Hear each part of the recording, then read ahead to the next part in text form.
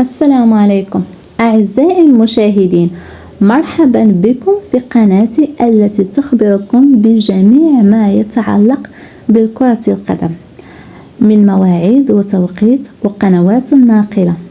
ما عليك إلا أن تشترك وتفعل الجرس لكي يصلكم كل جديد. نبدأ على بركة الله.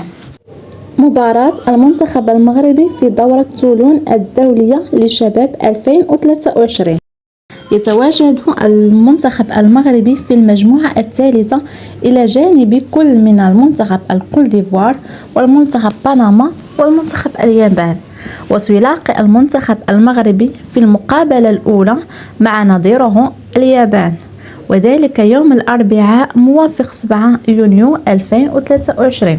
وسوف تنطلق صافرة هذه المباراة على الساعة 1 بتوقيت المغرب الجزائر وتونس، وعلى الساعة 2 بتوقيت إسبانيا فرنسا إيطاليا مصر، وعلى الساعة 3 بتوقيت السعودية العراق واليمن. أعزائي المشاهدين، كنتمنى لكم فرجة ممتعة إن شاء الله، وإلى موعد آخر. دمتم في رعاية الله.